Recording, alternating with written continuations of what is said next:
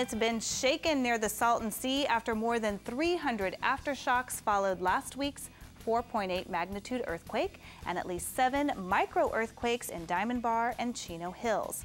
Now, these latter fault movements have long been predicted as a possible precursor to a major quake along the San Andreas, which has not had a major earth movement since the year 1680.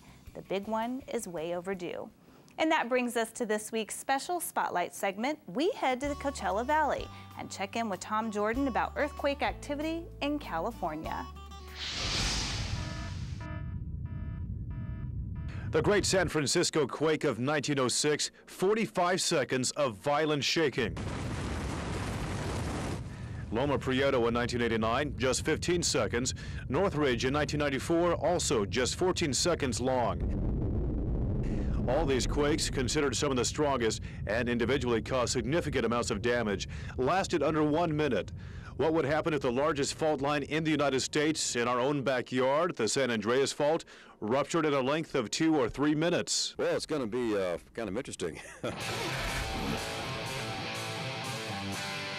Ken Husky is with Desert Adventures Jeep Tours. He knows the San Andreas very well, and he knows its potential. San Andreas Fault is the mother of all faults in the Western Hemisphere. It's almost 900 miles long. It's where 2 major tectonic plates meet. A new study out of the University of California at San Diego says the San Andreas Fault is capable of producing prolonged periods of strong shaking in Southern California.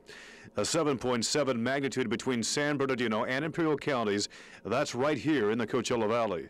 Here it is, the largest fault line in the Western Hemisphere, the San Andreas Fault. It stretches about 900 miles from Mexico all the way to Northern California, and it digs deep into the Earth's crust, about 40 miles in some places. The last time a mega quake hit in this region was in the 1600s, and experts say now this region is due for another big one.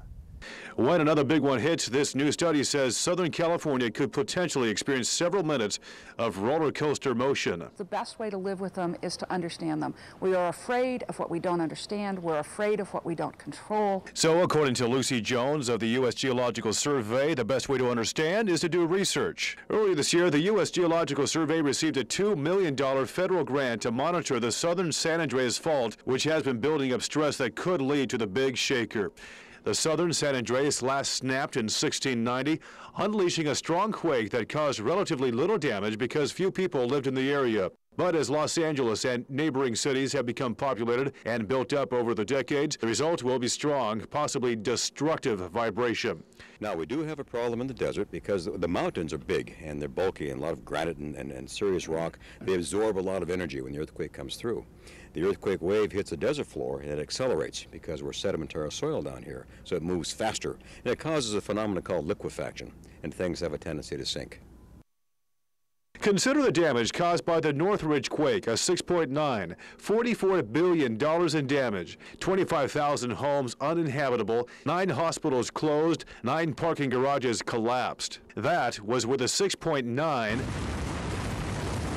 Seismologists expect about at least a 7.7 in the next few decades, and it can happen at any moment.